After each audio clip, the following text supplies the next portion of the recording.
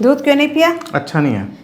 अच्छा नहीं है? कितने लोगों का नसीब नहीं होता, तुम वेस्ट कर रहे हो। बचपन में दूध वेस्ट करने पर आपने ये ताने तो ज़रूर सुने होंगे, और ये बिल्कुल सच है। हमारे पेरेंट्स हमें इसलिए डांटते थे क्योंकि उन्होंने जो टाइम देखा, उस समय पर दूध मिडिल क्लास घर ही बहुत मुश्किल से अफोर्ड कर पाते थे, तो लोअर क्लास को तो भूल ही जाइए। लेकिन आज हमारा देश दुनिया का 24% मिल्क प्रोड्यूस करता है, विद एनुअल आउटपुट ऑफ रफली 20 करोड़ टन्स। आजादी की क्रांति से पैदा हुआ अमूल आज टॉप ग्लोबल फूड ब्रांड में से एक है।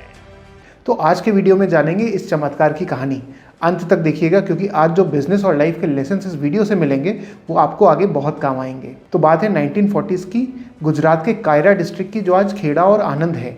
यहाँ के लोकल गांव वाले पूरी तरह फ्रस्ट्रेट हो चुके थे अपने दूध के बिजनेस को लेकर, और इसकी दो वजह थी। पहली, उनको दूध बेचने पर बहुत कम मार्जिन मिलता था क्योंकि बहुत सारे मिडिलमैन थे जो अपना हिस्सा लेते थे। दूसरी, ये उनके लिए एक मोनोपोलिस्टिक मार्केट था क्योंकि पॉल्सन डेयरी, जो एक बॉम्बे बेस्ड कंपनी थी, उसका पूरे एरिया की मिल्क सप्लाई पे कंट्रोल था, जो खुद बड़े प्रॉफिट्स लेती थी लेकिन फार्मर्स को देती थी बहुत कम। तो 1946 में त्रिभुवन दास पटेल जी ने लोगों को इंस्पायर किया और दो गांव के लोगों ने साथ मिलकर बनाई एक कोऑपरेटिव सोसाइटी, जहां उन्होंने डिसाइड किया कि वो अपने मिल्क प्रोड्यूस को मिलकर बेचेंगे और प्रॉफिट आपस में बांट लेंगे। और इस तरह 250 लीटर पर डे की कैपेसिटी के साथ शुरू हुआ आनंद मिल्क यूनियन लिमिटेड, यानी अमूल।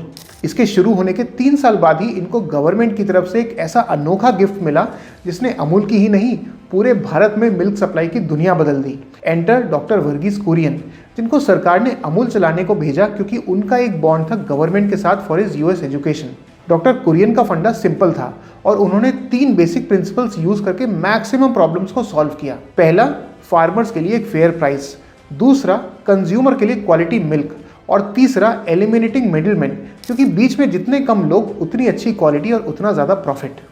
अब अमूल शुरुआत में तो सिर्फ सर्वाइवल पे फोकस करता रहा, लेकिन 1950 में डॉक्टर कुरियन ने कुछ ऐसा किया जिसने पूरा गेम बदल दिया, और वो था introduction of India's first milk powder using buffalo milk.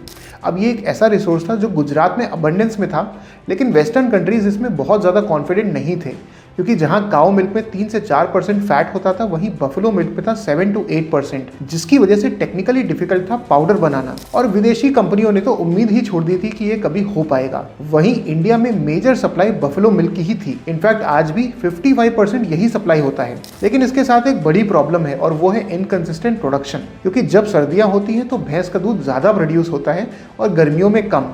अब दूध को आप लंबे समय तक स्टोर भी नहीं कर सकते, तो सर्दियों में ज़्यादा प्रोडक्शन से वेस्टेज होती थी और गर्मियों में पड़ जाती थी कमी। इस प्रॉब्लम को सॉल्व करने के लिए डॉक्टर कुरियन और उनके दोस्त HM डाले ने डीप रिसर्च के बाद ऐसे प्लांट सेटअप किए जिनसे भैंस के दूध से भी पाउडर बनाया जाने लगा। इनफैक्ट ये टेक्नोलॉजी इतनी कटिंग एज थी कि UN की तरफ से इनको प्लांट सेटअप करने के लिए फंडिंग भी मिली। और जब ऐसा होने लगा तो हमारे देश में पूरे साल दूध की कंसिस्टेंट सप्लाई भी हो गई। और इसके साथ ना सिर्फ इंडिया ने मिल्क पाउडर इंपोर्ट करना बंद कर दिया, बल्कि पाउडर से बेबी फूड और कंडेंस्ड मिल्क बनाकर अमूल ने नेस्ले और ग्लैक्सो को सीधा टक्कर दी और मार्केट में अपनी प्रेजेंस और स्ट्रॉन्ग कर ली। इसके साथ ही 1955 में इन्होंने लॉन्च किया इनका आइकॉनिक बटर, और इसकी मार्केटिंग की इस फेमस अमूल गर्ल के साथ, और टैगलाइन दी अमूल। और ये इतने आइकॉनिक हैं कि 70 साल बाद आज भी ये ना सिर्फ चल रहे हैं बल्कि सुपर हिट हैं।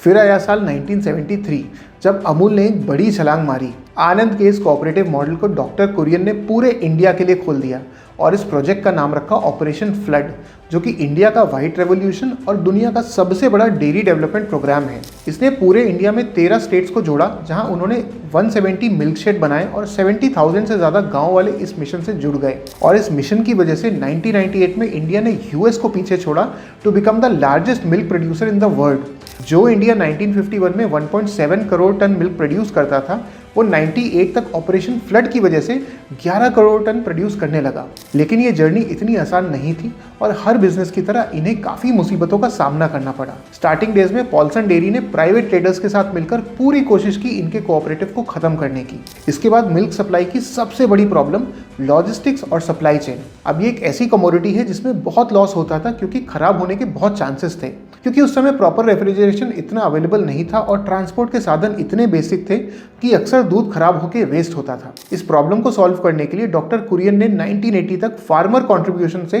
1000 से ज़्यादा चिलिंग प्लांट्स और पैस्चराइजेशन यूनिट्स बनाई। और इसके बाद 1991 में देश में हुआ इकोनॉमिक लिबरलाइजेशन, जिसने एंट्री दी फॉरेन प्लेयर्स को, और नेस्ले और डैनोन जैसे मल्टीनेशनल जायंट्स सीधा टक्कर देने लगे अमूल को। लेकिन अमूल ने हार नहीं मानी। इन्होंने लोकल प्रोक्योरमेंट को अपना फोकस बनाए रखा, जिससे कॉस्ट हमेशा कम रही, और इसकी वजह से जो बटर बाकी कंपनीज 300 का देते थे, ये सिर्फ 200 में उसे बेचते थे, और इस वजह से इनका मार्केट हमेशा बना रहा। और इसके बाद सबसे बड़ा चैलेंज आया 2006 में, जब डॉक्टर कुरियन ने अमूल से एग्जिट लिया। अब लीडरशिप ट्रांसफॉर्मेशन और प्रॉफिट शेयरिंग जैसी प्रॉब्लम्स की वजह से ज़रूरत थी एक डेलिकेट बैलेंसिंग की, और इसे अमूल ने सॉल्व किया अपनी डेमोक्रेटिक अप्रोच से। इनके लीडर्स आज भी फार्मर सिलेक्ट करते हैं, जिसकी वजह से ये मूवमेंट आज भी इतना ग्राउंडेड है। अगर अमूल की कहानी से 3 यूनिक बिजनेस लेसन सीखने हो तो उनमें सबसे पहला है एम्पावरिंग द बेस। अमूल ने हमेशा अपने फार्मर्स के प्रॉफिट्स को प्रायोरिटी दी। जो हम 1 लीटर दूध दिल्ली बॉम्बे में मान लीजिए 50 रुपये में बेचेंगे, तो उसमें से 80% मतलब 40 रुपये किसान की जेब में किसान को जाते हैं, क्योंकि वो खुद मैनेज कर रहे हैं। अब किसी और कृषि उत्पाद में देखिए, ऐसा नहीं होता। इवन विश्व में भी आप जाएंगे तो तकरीबन 35 से 40% ही किसान की जेब में जाता है दूध, जिस प्राइस पे शहरों में बिकता है। और इसकी वजह से इनकी लॉयल्टी और सप्लाई चेन इतनी स्ट्रांग है कि बड़े बड़े ब्रांड्स इसे तोड़ नहीं पाए। So always invest in your producers, not just your profits. दूसरा, इनोवेटिंग विद कंस्ट्रेंट्स। इन्होंने बफलो मिल्क से बनाया मिल्क पाउडर, जिसने लो सीजन्स में भी प्रॉफिट्स दिए। So use what's available to create what's needed.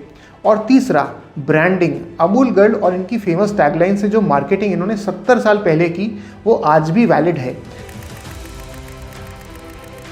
बहुत कम ही ऐसे ब्रांड्स हैं जिन्होंने इतनी तगड़ी मार्केटिंग की है। फिर 1990s में इन्होंने कहा, जी हम हैं टेस्ट ऑफ इंडिया।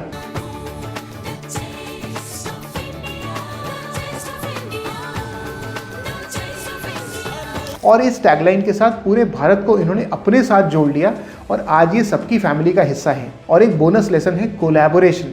अमूल इतना सक्सेसफुल इसीलिए है क्योंकि सब साथ आए एक दूसरे के प्रॉफिट्स के लिए, समथिंग जो आज के कॉर्पोरेट वर्ल्ड को ज़रूर सीखनी चाहिए। और इसी वजह से जो अमूल 250 लीटर पर डे पे स्टार्ट हुआ था, वो आज हर रोज़ 18,000 से ज़्यादा गाँव में 36 लाख फार्मर्स के जरिए annually 2.5 crore ton milk produce करता है। और आज इसके और भी प्रोडक्ट्स मार्केट में सुपर हिट हैं, जैसे बटर, चीज़, घी और आइसक्रीम, जिसकी वजह से रीसेंट फाइनेंशियल ईयर में इनका रेवेन्यू था 90,000 करोड़।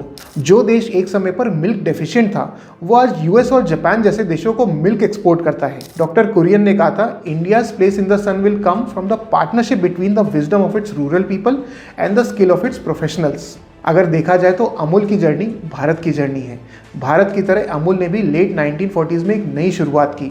स्टार्टिंग डेज में कई सारे चैलेंजेस का सामना किया, इंटरनल स्ट्रगल्स को पीछे छोड़ा, और हज़ारों लाखों लोगों की मेहनत के बाद जैसे भारत आत्मनिर्भर बन रहा है, अमूल ने भी भारत को दूध जैसी एसेंशियल कमोडिटी में आत्मनिर्भर बनाया है। Cheers to Amul. इस चैनल के जरिए हमारा एम है इंडिया के हर यंगस्टर को टॉप बिजनेस स्कूल्स में सिखाए जाने वाले कंसेप्ट्स को आसान और प्रैक्टिकल तरीके से समझाना। तो अगर वीडियो अच्छी लगी हो तो hit the like button, subscribe to our channel, और अपने दोस्तों के साथ भी शेयर कीजिए और हमारी मदद कीजिए इंडिया को बिजनेस लिटरेट बनाने में।